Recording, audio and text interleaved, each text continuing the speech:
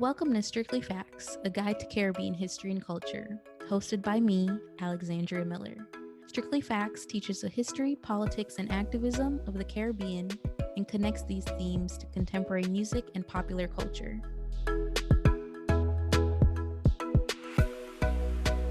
Hello, everyone. My name is Alexandria Miller, your host of Strictly Facts, a guide to Caribbean history and culture. Back again to share not only my love of Caribbean history with you, but some of the really exciting moments and things that I recently came across. And so one of the moments I recently learned about was the fact that in 1974, a Cuban organization, the Cuban Film Institute, well, that's the English version, but in Cuba, it's known as the Instituto Cubano de Arte Industria Cinematográficos, or otherwise known as the ICAIC, which we'll talk more about throughout our conversation today. But they organized a pirated showing of popular American 70s movies, The Godfather Part 1 and 2. And I just thought it was so funny for a lot of reasons, of course. Anybody who's a little bit familiar with Cuba at this time, especially the 70s, it's Cold War, US and Cuba embargo, and all of these things are happening. So it was really ironic for me to learn that, there is this state-sanctioned showings of American films happening. It was also pirated, which brings us to a whole nother set of, thoughts and questions that we'll also get to in our conversation today. But yeah, for me, it was like, okay, it's state-sanctioned. It's also pirated, which to me brought me to, how oftentimes we in the global South or other parts of the world have to get access to things, which is not always the most direct route, as well as, of course, these connections between pirates and the Caribbean and all of these things, right? But all that to be said, we'll unpack a lot of these ideas, but it brought me to this thinking of the Caribbean film industries and in a different perspective. So we've had a conversation about films in the Caribbean, but primarily from the, Anglophone Caribbean perspective. And so I really wanted us to unpack what it looks like in different parts of the region. So in a place like Cuba and in Puerto Rico, which are our concentrations for today. So before I jump right in, joining me for this exploration of film industries in the Hispanic Caribbean is Dr. Pedro Noel Doreste Rodríguez, the assistant professor in the film studies program at Michigan State University. And so, Dr. Rodriguez, thank you so much for joining us. Why don't you tell our listeners a little bit about yourself, your connection to the Caribbean, and what inspired this passion for film for you? Yeah. Well, first off, Alexandria, thank you for having me here. New fan of your podcast. So, yeah, I am originally from Puerto Rico, born and raised there, but my family is of Cuban descent. So I always had an affinity toward both islands growing up. And I actually was a relatively late arrival to Caribbean cinema and Latin American cinema broadly. So what I'm saying is don't look up my master's thesis because it's something else entirely. But yeah, I just sort of like really got into Cuban cinema, particularly when I was a master's student, and sort of like helping me understand Cuban politics, which if you know anything about Cuban exile politics, then it's very one-sided. So growing up within that environment kind of gave me like a very narrow view of Cuban history, and cinema opened that up for me. And then I just thought, during my PhD program, what if, I could do through Puerto Rican cinema, through studying Puerto Rican film history, what Cuban cinema and Cuban film history had already done for me. Puerto Rican film history is a little bit more obscure, more scarce, more scattered. So it's sort of become my life's work, I guess, to sort of fill in those historical gaps. A lot of us who have at least been on my show have certainly come to this point through our research of really understanding ourselves and where we come from. So tremendous to have you. You picked up a little bit on a point that I definitely want us to underscore as we really begin the conversation. And it's that the Cuban film industry has existed for a lot longer than several of the other places that we'll discuss today or in the greater Caribbean in general. And, in a lot of ways, that's obviously due to US investment and US companies in Hollywood, which, we might want to also discuss. But there is this particular moment in the latter 20th century where we see companies and organizations like ICAIC, which I mentioned earlier, another one, the Puerto Rican Division of Community Education, really coming up as, instrumental in this political time frame, given the Cold War, given, radical calls to independence that are happening, not just in the Caribbean, but throughout the world. And so could you sort of frame this moment for us, not just in the formation of these organizations, but also how this stands against the longer history of film in both Puerto Rico and Cuba? Yeah, well, as you already allude to, Alexandria, these are what's the saying? Cuba and Puerto Rico are two wings of the same bird. Both their modern history, the last 130 years or so, and their film history are like intertwined. So, for example, a lot of the first cinema that came to Cuba and came to Puerto Rico, a lot of people or historians thought that it was filmed in Puerto Rico, scenes of the Spanish American War, the Rough Riders, all of that. But a lot of it was filmed in the US as sort of like war propaganda. So there's this idea that our national cinemas are already sort of, there's blurred boundaries between them. And I guess that's kind of what ties Cuban and Puerto Rican cinema together in the post-war period, right? So what really unites a lot of these, what I call minor or developing cinemas post World War II, is this idea of underdevelopment, right? So there are various ways to combat that going around the world around the time. Puerto Rico had one direction, sort of like becoming a United States Commonwealth, right? Aligning themselves with US styled democracy and capitalist sort of systems, whereas Cuba sort of languished under dictatorship for the better part of that mid century period. And of course, had their own revolution, which instead instituted a socialist and communist government, a sort of state controlled cultural organisms and art institutions such as the ICAIC.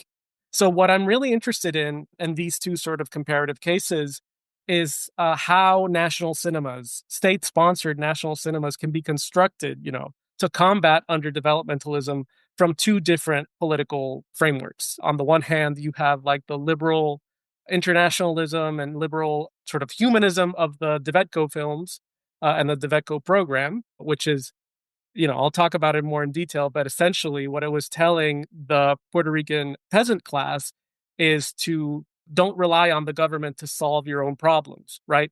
Basically, what they wanted to do is to sort of shrink the Puerto Rican welfare state in line with the overall project of like depopulating the island slowly in order to sort of like prime it for American and foreign capital investment.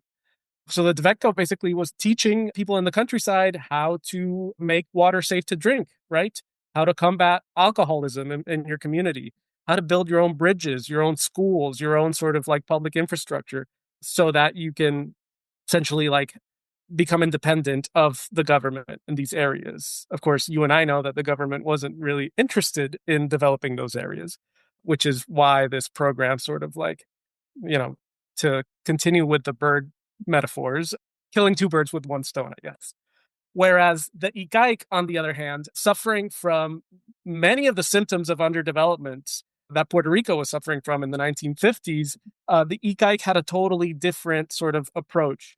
Even as the topics that both state sponsored film entities sort of took on, like how to make your own house, how to practice self subsistence farming, things like that, gender equality, how to participate in politics and electoral politics. The ICAIC still had a much more nationalist and radical sort of bent to their educational cinema. And these are some of the differences that I kind of want to talk about today. One of the interesting parts to me about this exploration, why I definitely wanted to have you on the show, is while, of course, there are several ways that films become educational tools, they become markers of, where we are at a time period and how we understand ourselves. All of the sort of more emotional understandings to film beyond just being like a source of entertainment, right?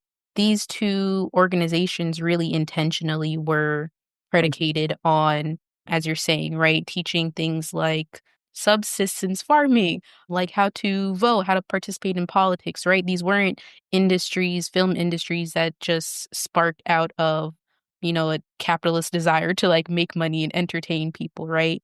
And of course, that's definitely a part of the times that they were launched in. So for DeVedco in Puerto Rico, established in 1949, for ICAIC in Cuba, established in 1959. So, 10 years apart. And really just wanting for us to understand that that is a critical part of, the point of these organizations. And it's not to say that there weren't certainly like other film industries and things happening alongside what these two organizations have going on, but it's really tremendous for us to think about it not necessarily being in some ways a marker of nationalism, but also really about the individual as opposed to about the state framework, which I think is different from sometimes how we see films. Could you share a little bit more with us about, how you saw these organizations really being champions of identity in Puerto Rico and in Cuba and reshaping these ideas of who these individuals are and the legacies of imperialism? Yeah, that's a great question, and actually a very complicated one in the case of Puerto Rico. So I'll start with them. So Puerto Rico didn't have an established sort of like film industry. Neither country had really like a national cinema prior to their respective reforms or revolutions. But Puerto Rico really had nothing. The US was sort of embroiled in World War II. Immediately afterwards, it's like there wasn't sort of fertile ground for film production in Puerto Rico. What did happen is with the liberalization of Puerto Rican politics, or sort of, Puerto Ricans were finally allowed to elect a Puerto Rican born governor, right? As opposed to having US state appointed or US state born and elected governors prior to 1948. So these sort of like changes in Puerto Rican politics brought with them new sort of civic responsibilities for this newly constituted citizenry. The DeVetco sort of stood in to explain to the populace, really, in a very paternalistic way, how they fit into this rapidly changing society and industry. So, of course, we had like this huge shift from agricultural industry to more industrialization to more urban life. We became much more of an import economy as well around this time. So that led to growing divides in like wealth inequality. It resulted in mass migration of Puerto Ricans from the islands to urban centers along the East Coast in the US and elsewhere as well. So the Vetco was kind of like a sort of like palliative in a way for the psychic shock of, being Puerto Rican poor and working class in the 1940s and 50s. A lot of the films tapped into this sense of Puerto Rican identity and Puerto Rican nationalism to sort of create this sense of community.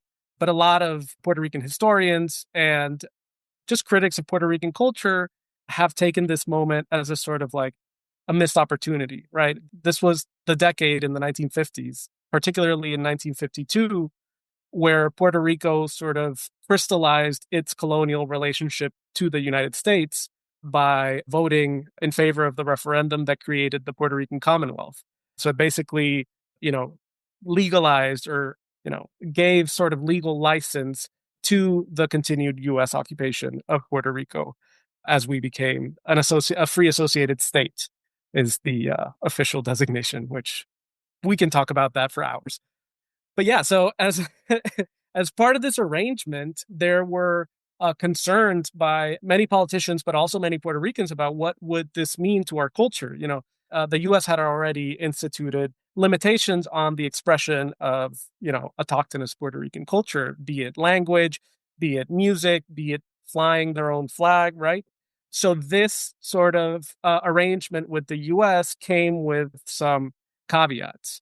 What the governor of Puerto Rico at the time, Luis Muñoz Marin, what he did was that he created this vast arts and cultural apparatus of which the DeVetco was a part to sort of give Puerto Ricans a sense of identity, pride through cultural nationalism instead of political sovereignty and self-determination, which is, it may seem like a very cut and dry way to put it, but it is essentially what ended up happening. And what's important is that Luis Muñoz Marin never thought that the Commonwealth was going to be a permanent sort of arrangement with the US. He always thought that it was going to be a path towards a form of independence in the future. But of course, he passed away without ever seeing that. And we're still stuck in the same sort of, political stalemate with the US. So the Devetco came from this very flawed sort of calculus of how can we implement a sort of universal understanding of Puerto Rican identity in place of Puerto Rican, you know, self-determination, sovereignty, in place of an actual Puerto Rican state, if that makes sense. So, on the other hand, almost 10 years to the day, the ICAIC, the Cuban Film Institute, was one of the first laws that the revolutionary Cuban government passed. I think the revolution triumphs in January 1959. In March, the law that created the ICAIC had already been created. And then what came afterwards was like a vast propaganda and education campaign, basically trying to involve the entirety of Cuba into the revolutionary changes, right, and reforms that were happening. So these early, mostly documentary works focused more on like explaining the land reform that was happening in Cuba, explaining, sort of property rights in Cuba, even of people who had been completely disenfranchised during the prior regime. During the literacy campaign, cinema played an essential part of this vast educational initiative. So really, the GAIC was initially a vehicle for the revolution and the reforms that came from that. What is curious, though, is that a lot of the same sort of topics, techniques, and styles that the Devetco used to train their own, working class Puerto Ricans in Puerto Rico, Cuba seemed to tap into the same strategies. And this is something that, if you talk to any film historian in either island, they'll say, like, oh, yeah, of course there are. The ICAIC was based on the Devetco. But, it's kind of been like the holy grail for me to sort of like find evidence of this. And maybe it's a fool's errand, but I'll keep trying. But just by watching the films, you can see how similar they are. The people, the audiences, the way that the films were made by, going out into the countryside, consulting their communities, like, hey, what are your biggest issues right now? And the community would respond, well, kids are getting bilharzia when they, go to the river and play in the river, or kids are getting sick when they go to the river. So they put out this campaign against like, parasites and against like making sure not to go in like bodies of water if you have like an open wound, things like that. So they were responding to the same sort of social ills, but through different sort of like means, I guess. The other thing that they really had in common that was kind of exceptional around the time was the mobile cinema unit. So each institute had a mobile cinema unit, which sounds very fancy, but it's literally just a van with a screen and a projector. They would take it out into the countryside. They would organize sort of afternoon long programming, cultural programming for specific villages. They would have reading groups. They would have sort of vernacular theater. And then they would end with a screening of their films and a sort of public forum to discuss what the films were about, to discuss the films in relation to the literature that they were circulating. So it was all this very sort of democratic way of engaging with a state-sponsored project. So, a lot of people have dismissed both the Devetco and the GAIC as propaganda. Propaganda doesn't necessarily need to have these negative connotations, right? Propaganda can just be understood as, a public service announcement, right? Brush your damn teeth. Who's going to disagree with that? So if somebody comes to you and has told you for decades that you can't vote, right, because you're a union member, for example, and then the revolution triumphs, they come to your house, they knock on your door, and it's like, hey, welcome back to Cuban democracy. This is what you have to do to make your voice heard. That's the sort of like propaganda or public service announcement that anybody can get behind. And that's what the ICAIC was, and the Devetco to a lesser extent were trying to do. I'd imagine that, based on that, there was, at least in my mind, it makes sense that there was a pretty positive response to these organizations, or feel free to correct me if that's not true. As you're saying, right? If an organization is telling me how to clean water, how to take care of my kids, like that seems to be, a lot more beneficial, especially in rural places of the islands, as opposed to, who to vote for, or To an extent, maybe, but it's not strictly political. Is more so what I'm trying to say, right? It's also about the social well-being of the communities, which I find really impressive. But I guess to that point, then, what were some of the strengths and weaknesses of both organizations? And another piece that I'd be really interested to hear about is, I'm sure based off these organizations, there are filmmakers that are, growing and developing their own craft coming through them. So how do they play a factor in not only what is happening with the organizations, but also how the organizations are influencing these, more modern set of filmmakers coming out of Puerto Rico and Cuba? Excellent question. I'll focus on the individual filmmakers first because that's sort of an approach that's usually not used in the case of the DeVetco. In the case of the ICAIC, it's very well known. Their filmmakers are very well known as individual artists. In the case of the DeVetco, that's not really the case. So in the ICAIC, of course, there are the major figures. The first of which is Alfredo Guevara. Alfredo Guevara was the founder of the ICAIC, but long before then, he was one of Fidel Castro's best friends. He founded a sort of cine club and film library with two filmmakers who would eventually also become a part of the founding group of the ICAIC. These are very well known: Tomás Gutiérrez Alea and Julio García Pinoza. If you've seen Memories of Underdevelopment, then you've seen Gutierrez Alea film. So yeah, these three, but later people like Sara Gomez, like, an Afro-Cuban woman filmmaker who was a pioneering presence in Cuban documentary, but also Latin American documentary proper, who is just now getting her due as all her films are being restored at, I think it's York University. So keep an eye out on that. People like Humberto Solás, right? Fernando Perez. So Cuba has this storied history of like auteurs, right? Like filmmakers who had their own signature styles. The DeVetco didn't quite have that. The DeVetco was mostly founded by North American filmmakers or North American artists who became filmmakers when they went to Puerto Rico. Among the most famous ones are Jack and Irene Delano and Edwin and Louis Roscom. So you'll notice these are two couples. They were photographers, all of them who worked in the New Deal. So I think they worked for the Farm Security Administration in the 1930s and early 40s. They did some work in Puerto Rico in the early 40s, which is how they sort of fell in love with the island. In the immediate post-war years, where, the US sort of started paying attention to Puerto Rico as a sort of strategic military point, but also, they were kind of forced because of growing unrest in the island to pay attention to what they were doing down there.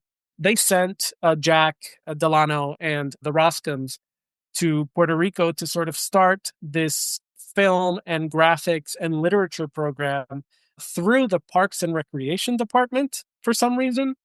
And basically, it was an early DeVetco. This is 1946 into 47. So a lot of films about sort of, boiling your water before drinking it, washing your hands. There's a really important one about sort of blood drawing, right? And getting your blood drawn to be able to like find diseases or find, how doctors are gonna use needles and things like that.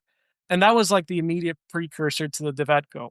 Once the DeVetco is founded in 1949, Luis Muñoz Marin, the governor, makes it a point to hire local talent, right? To sort of like treat the DeVetco as, quote, a schoolhouse on the screen. And that was a schoolhouse not just for the audiences, right? The people in the villages who were watching the films, but also the filmmakers and the graphic artists and the screenwriters who were making the films. So among this early group, you have Amílcar Tirado, you have Luis Maisonet, you have Ángel F. Rivera, Marcos Betancourt. So a lot of Puerto Rican artists who were usually involved somewhere between the theater and the screen, right? Sometimes as actors, other times they were directors. The DeVetco basically taught these artists to play different roles. And through the 1950s, they all sort of developed in their own direction. But of course, their formations as artists were facilitated by the DeVetco itself. It's important to note that the DeVetco wasn't just a film program, right? It had three production sections that were called cinema, graphics, and literature. And in each one of these, you have like huge names in the art scene of the Tibetco. Some of them were already huge but in the 1940s and 50s. Others became so through the Tibetco. So in the literature, you can name people like René Marquez, Pedro Juan Soto, Emilio Díaz Balcarce. So very well-known novelists of the time. In graphics, you have Rafael Tufino and Lorenzo Mar, which I hate this term, but if anybody in Puerto Rico uses the phrase old masters, they're usually referring to people like Lorenzo Mar and Rafael Tufino. But the thing about having like these very seasoned artists in the Tibetco is that they were able to train like a newer generation of Puerto Rican artists that sort of develop their own voice, their own style, and in terms of cinema, their own vision. And I'm not going to get too into the individual trajectories of each artist because it's all very fascinating how they all individually wanted to construct the national cinema in Puerto Rico, in which the Tibetco would only be a small part. So they tried to use the Tibetco as a sort of jumping off point to make a national cinema, and they all had different proposals for it.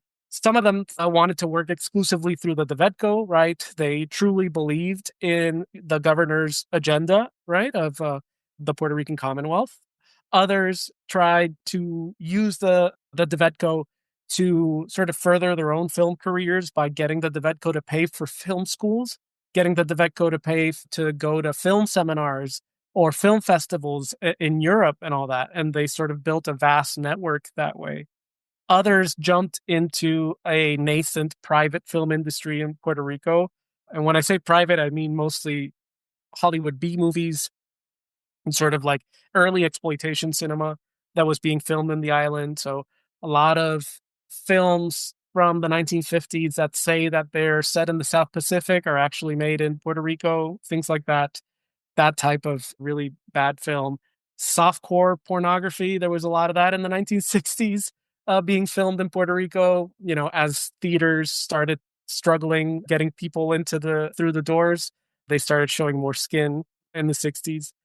So Puerto Rico became sort of like the playground for, excuse my language, but the shittiest kinds of film that you can imagine. And Tibetco filmmakers sort of use these opportunities to polish their technique, to like further their own careers. And in a lot of respects, it was a sort of like failed project. A lot of them ended up working in television or going back to the theater, or they entered academia, became teachers, became professors, which is not a failure in their own right, but it definitely did not meet the standards that they had set themselves, which was to create a Puerto Rican national cinema. And then the one artist that I do want to talk about that sort of unites these two islands is Oscar Torres. Oscar Torres was a Dominican filmmaker who joined the Tibetco in 1954, made three films for them between 54 and 58. And in 59, he mysteriously disappears from Puerto Rico and reappears in Cuba in 1960, making films for the ICAIC. So there are a lot of gaps in his record, but he's a fascinating character. He grew up in a relatively well-placed family in Santo Domingo in the Dominican Republic. All of them were avowed anti-Trujillo organizers and activists, and they funded sort of like anti-Trujillo or anti-dictatorship organizations and all that. His cousin, Moises de Soto, was a very well-known Dominican revolutionary, right, who famously conspired against Trujillo in the 1940s. Then Oscar Torres himself sort of got in trouble in the Dominican Republic for attending these meetings and sort of like agitating against Trujillo, even as he was working as a film critic for Rafael Trujillo's newspaper, El Caribe. So while he was publishing reviews of Italian neorealist films, he was sort of like calling for Trujillo's head, you know, moonlighting as a revolutionary. So in the 1950s, he gets exiled from the Dominican Republic, you know, very common around those days. It was either like leave the island or mysteriously disappear. He goes to Rome to study film at the Centro Experimental de Cinematografia, which is their film school in Italy. And basically where Italian neorealism was being taught to the rest of the world. And once there, he went to all sorts of film festivals, in the Soviet Union, but also the sort of satellite countries around there. So he went to Prague, he went to Poland, he went to Romania, and sort of was exposed to this sort of radical and experimental cinema that he didn't know of beforehand. He was very Western in his sort of like tastes, and that radicalized him even more. And over there in Rome, he also meets Tomás Gutiérrez Alea and Julio Garcia Pinoza, who themselves were fleeing a dictator in Cuba, under the guise of like furthering their film education. So these three meet there. They all graduate in 1953. In 54, Oscar Torres goes to Puerto Rico while the other two return to Cuba.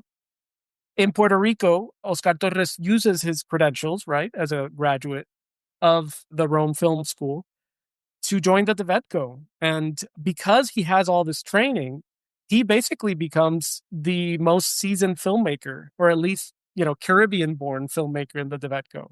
So he could be director of photography, he could be director, he wrote screenplays, right? He was an actor. We already know he was a film critic and journalist. So really, even though he was like one of the younger members, he was more experienced than a lot of them. And he was Dominican, which is a story that's not really told about the DeVetco. The DeVetco, this grand national project built on Dominican labor and Dominican expertise. Very standard story in Puerto Rico, actually. But yeah, Oscar Torres made some films there. He quickly became disillusioned with the Puerto Rican Commonwealth. And by 1958, he was sort of like done, sort of propagandizing for American colonialism. He was done making sort of like milquetoast liberal educational cinema. And he fell off the map and went to Cuba in 1959, joined the ICAIC, and he was actually made head of the didactic documentary department. So he made two films in Cuba, none of them really documentaries. They're more like docudramas, or one of them's a historical epic. One of them is called Tierra Olvidada, Forgotten Land, from 1960, which is about the Ciénaga de Zapata, the Zapata swamps in the southern middle part of the island, well known for, abject poverty, for how remote it is from the nearest sort of like cities. They didn't have like public infrastructure, hospitals, schools, roads, trains, bridges. And really, one of the first projects of the revolution was to go into the swamp, drain parts of it, and build infrastructure so that residents of the swamp would know that they were being integrated into this revolutionary project. In fact, one of the first films that the two Cuban students in Rome made when they went back to Cuba was precisely about the Zapata swamps, called El Megano. So clearly this was like a sore spot, for Puerto Rican society. Like, how can we pretend to be this modern nation where we have, these people living in the swamps with some of the lowest life expectancy in the world? So Oscar Torres tackled that in 1960s as soon as he became part of the ICAIC. His second film, Realengo 18, which is Realengo 18, is a sort of historical epic about a peasant uprising that happened outside Guantanamo in the 1930s. So around this time in 1961, the Cuban Revolution had already declared itself socialist, right? So they were making more outwardly sort of radical and socialist cinema. And Oscar Torres was a part of these initial experiments in making like a truly state socialist national cinema. But the reason that I sort of gloss over this trajectory is that, isn't that crazy? Like, the fact that he was exiled from the Dominican Republic, trained in Italian neorealism in Rome, where he becomes a communist, then goes to Puerto Rico and almost like betrays his own politics, making these films that are being used to entrench the Puerto Rican political status with the US, and then just falls off the map. And when he pops up, he's a revolutionary in Cuba. So I just think like he is, a detail that I left behind. He's also a gay man, an openly gay man, which would have been an added obstacle in all of these locations. for him. So he's truly like this pan-Caribbean figure, sort of trying to position himself somewhere on the political spectrum, but he keeps running into sort of historical realities of these three islands that he's actively working to liberate, right? The Dominican Republic, Puerto Rico, and Cuba. And so I suspect that he leaves the Cuban Revolution because he was sort of in disagreement about how it was growing closer to the Soviet sphere of influence. He was kind of disappointed about the how the ICAIC had begun consolidating film production in Cuba. So one of his best friends, Nestor Almendros, who he met in Italy, had a film producing group in Cuba, Lunes de Revolución, which got banned in 1961 when he was there. And there's no way to know for sure, but sort of freewheeling personality like Oscar Torres, he wouldn't have been very happy seeing like these early instances of censorship, and not just censorship, but just like, government interventionism in like cultural practice more than anything. So he returns to Puerto Rico sometime in 1962 or 1963, a sort of defeated man. By now, he's able to return to the Dominican Republic because Rafael Trujillo, the dictator, had been assassinated. He's no longer running the same risks going back to the Dominican Republic. But he sort of aligns himself with the liberal reforms of Juan Bosch, the Dominican president and presidential candidate later.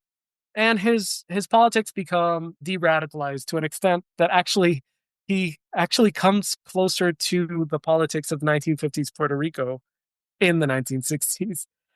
And by then he's more of a struggling artist. He's taking bit jobs where he can, and ultimately he passes away early in 1968 at the age of 35, if I'm not mistaken. So even though he is like this very hopeful transnational radical reformist figure, he's also a tragic figure in a way. But what is mostly known about him in Caribbean film history is this aspect of tragedy. And a lot of the work that I'm doing in trying to weave together his entire career and his political aspirations is to sort of resist looking at his life through the lens of tragedy and trying to see like, him as a fully realized filmmaker, but also activist and radical. Sorry, Alexandria. Can you tell that this is the thing I've been writing? Yes. No worries. Oh God. I was like, Oh, oh, he loves this so much. That's what I've been over here thinking. he's the missing link between Yeah. these two cinemas. Yeah. I guess is why I'm so into his story. And it makes sense. I mean, as you painted out for us, right? He's clearly moving. Of course, we talk about migration all the time, moving throughout the region.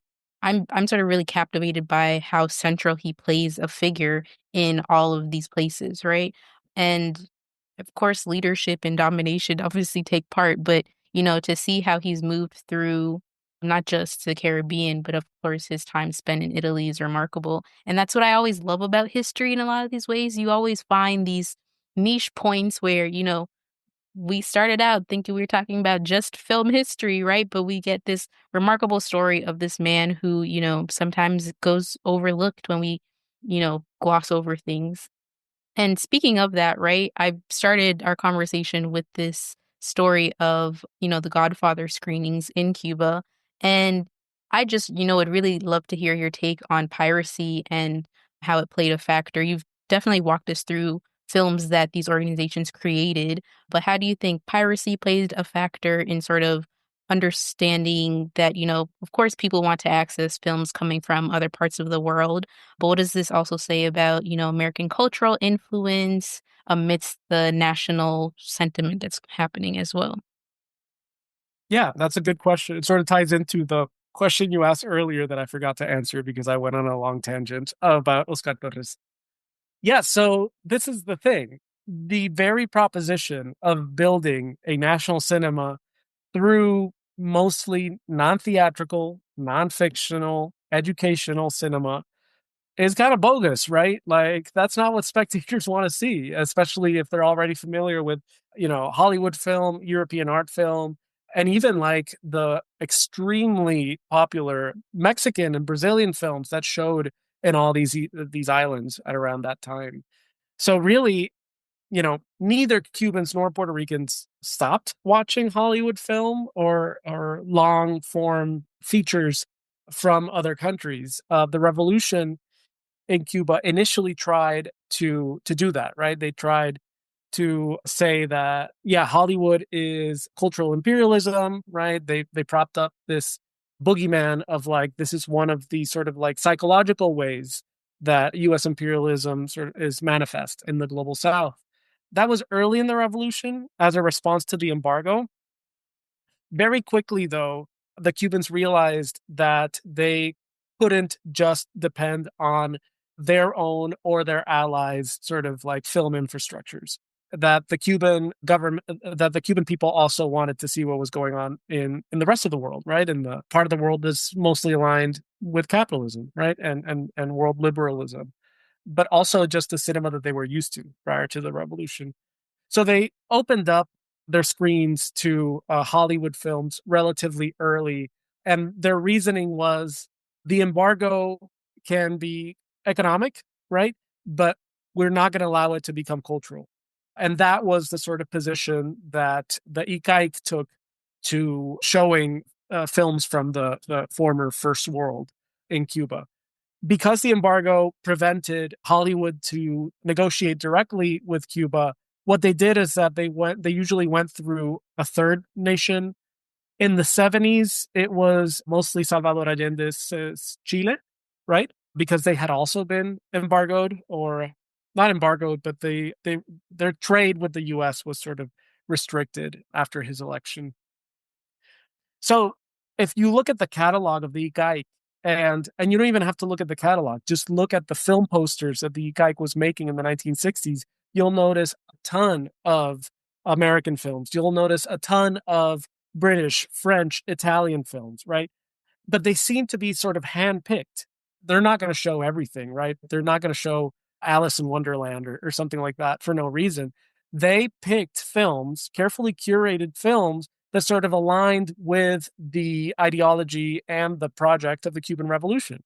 So they had films that showed sort of like social unrest, that had sort of, historical materialist interpretations of recent events. So a lot of war films made in the US didn't make it into Cuba because for Cubans, that was basically fantasy, right? It was like an alternate reality.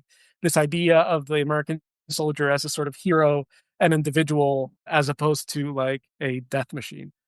Anyway, so in the 1970s, this sort of infatuation with American cinema really becomes entrenched in not just in Cuban culture, but also in the culture of the ICAIC. So the ICAIC starts bringing in even like films from the new Hollywood.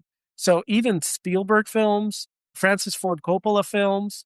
So these films that don't immediately have this anti-capitalist sort of latent interpretation in them, they get brought in. And as you mentioned, one of the big ones was The Godfather, particularly The Godfather Part 2. So I was brought in a little bit late. I think the first Godfather must have came out in 73, but it was brought to Cuba in 75. The Corleone family was sort of taken as a microcosm of American society, right? Where you had like this collusion between organized crime, government, and private capital, which if you look at it that way, then yeah, it's a perfect sort of like encapsulation of the American dream. And so they were both brought to Cuba through third country. It wasn't Chile anymore by the mid 70s since Pinochet was in power. And they were screened to great fanfare. It's become it's very common if you ask like a Cuban person like what their favorite film is, like give them 10 tries and they'll mention The Godfather. And this is across the political spectrum, by the way, which is another thing that sort of like captures my attention. Like, what are they seeing that I am not seeing? But yeah, so in 1977, I think Cuba even invites Francis Ford Coppola to come to Cuba to present his films and to talk about like making The Godfather, which was, by the way, filmed in the Dominican Republic, like right next door to Cuba, and has scenes that are set during the Cuban Revolution. So there's this idea that this film, even though it's a Hollywood product, it's made by a leftist filmmaker in a way, which is Francis Ford Coppola. And even though it's taken the perspective of a mafia family, right, very hard to sympathize with, it's sort of showing like the ills, the corruption, and the sort of like decrepit state of American democracy. And I think the Godfather films being this popular in Cuba sort of opened the floodgates, so to speak. So another huge film in Cuba was Jaws a few years later. So Steven Spielberg. It was called Bloody Shark in Spanish. I mean, I've only read the reviews. I can't really say what, the sort of political spin was, but Fidel Castro personally screened that film in his residence. And there was somebody there who asked him, like, so what is it about this film that's so important for the revolution, right? You had like this big premiere, you had like film posters made for it, it was covered in the whole press. Like, what's Marxist about this film? And then Fidel Castro like looks at the reporter and says, the shark. It's like That's one of my hilarious. favorite one of my favorite apocryphal stories of this time. So we can sit here and intellectualize like Cuban piracy of Hollywood film in the 1970s. But I think if we want to take a simpler approach, we can just say Fidel Castro was a big fan of Hollywood. He was a big fan of Coppola. He was a big fan of Spielberg. And that's kind of why he found a way to pirate the film to bring them in. You've given us quite a few names of certain films, but do you have any others that, in my love of all things Caribbean popular culture, that you feel like are really reflective of this, 50s, 60s, 70s period for Cuban and Puerto Rican films? Just films to watch or Yeah. I would say in the case of Puerto Rico in 1959, a lot of DeVetco filmmakers worked on a film called Maruja by an Argentinian filmmaker called Oscar Orzabal Quintana, who was based in Puerto Rico and made a lot of sort of romance melodramas. Even though it's a film made by an Argentinian, you can sort of see the aspirations of DeVetco filmmakers of the type of national cinema that they wanted to make through this film. So if you just read like the synopsis, it's like a typical, Latin American melodrama from the 1950s based on like the Mexican Golden Age style. But if you actually watch the film, you'll notice that there are a ton of scenes with like, Puerto Rican trova and Puerto Rican danza and musical styles and genres that are like native to the island, dances, and other sort of like folk expressions of Puerto Rican cultures that bleed into the film itself. And then also just knowing that a lot of Puerto Rican filmmakers were part of the film, are part of the crew. It's sort of like I always prop it up as, what could have been or what the Puerto Ricans sort of wanted to make, even if it's not necessarily like my cup of tea or my favorite type of film. In the case of Cuba, I really recommend Oscar Torres's Realengo 18, so Realengo 18, from 1962. So this is the film, the famous sort of uprising of the Realengo in 1934. But you can sort of see this in 1961. It's when the ICAIC was trying to break out of its documentary box, so to speak. So Realengo was a film that was made almost outside the influence of the ICAIC. Oscar Torres was on the other side of the island completely. He was working with his own film crew. He was head of his own department, so he didn't have any direct oversight. And he ended up making a film that is so different from the other films, the other Cuban films that were being made around the time, especially long feature films, such as something like Histories of Revolution, which is more in a neorealist style, and The Adventures of Juan King, a comedy by Julio Garcia Espinosa.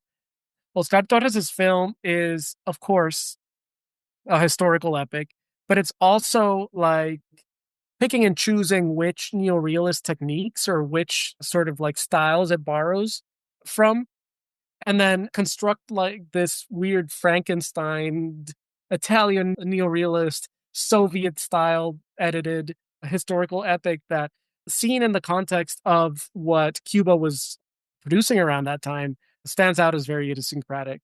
It also helps to know the context. Oscar Torres left Cuba before he was able to finish this film. So, as mysteriously as he entered Cuba, that's how he left it as well. So it's also sort of an incomplete project. It's just a 60-minute film, so you don't know if it was meant to be that way or not. And there are things about it that are sort of like not super congruent with one another. But I guess you could say what interests me most about these Caribbean national cinemas are these sort of missed opportunities, like these models that didn't quite come to fruition, but still constitute like original proposals, right? Maruja on the one hand, even though it's made by an Argentinian, and then Ralengo 18 by Oscar Torres as a model for Cuban cinema, even though he was Dominican. This sort of like necessary transnationalism that I think is missing from Caribbean film criticism and Caribbean film history broadly. Certainly, I'll be sure to link those for our listeners who, really, more so want to dive into the work of DeVetco and ICAIC and really underscore, what this moment looked like within that 50s, 60s time period.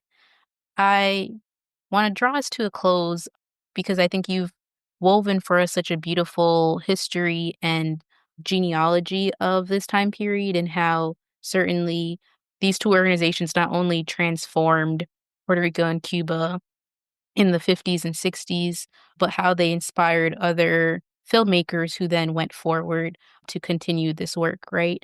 How do you really see them having inspired today's current generation of films coming out of both organizations? Or both islands, rather, is what I meant to say. Every academic has his niche. Part of the reason that I am, irretrievably stuck in the 50s and 60s is because this was such a momentous shift for both national cinemas, right? For better or worse. In the case of the Vetco, it still remains our most cohesive attempt at establishing national cinema, even if it was mostly shorts and sort of middle length films, docudramas, and documentaries. It still constitutes like our closest attempt at having like this thriving and comprehensive catalog of filmmaking. And in many ways, some artists, contemporary artists, for better or worse, try to emulate the DeVetco. There was even one very naive film student who went to the film archive in Puerto Rico and said, like, I want to create another DeVetco. And I'm like, you know what? That's never going to happen. And we wouldn't want it to happen, right? It's a very much a product of its time. In the case of Cuba, it's it's just because it's become such an institution, right, of Latin American film broadly that I just have a great amount of respect for it, even as it sort of like had its pitfalls, it's made mistakes in its history, whether through censorship or just shelving certain artists in favor of others. It still exists. It's still making quality cinema. It's still supporting, well, less than before, but still supporting contemporary filmmakers, even as other sort of filmmaking bodies and entities and groups in Cuba have emerged to sort of complement it. But even if somebody, even myself, who I'm highly critical of the ICAIC and the ways that they serve as the sort of mouthpiece for a lot of flawed, Cuban politics today, they still sort of have an eye for talent. They still have a lot of the resources and the sort of just good taste to make or to keep the dream of a Cuban national cinema alive, so to speak. I was a bit too flattering of the ICAIC, but I hope you I hope you understand. Yeah.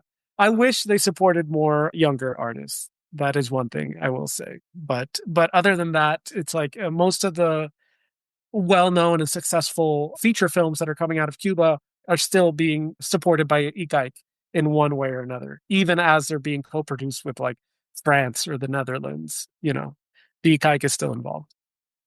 I mean, criticisms of the organization aside, I do think it is not only beautiful to see certain organizations from the height of our certain revolutionary periods in the mid 20th century still survive. So that's the case of the ICAIC, which is even still continuing today, as you outlined for us. But also, I love to hear that, the current generation is still being supported in some ways. And that I think is wonderful to me when we consider just how, our nations and our islands have changed over the course of time.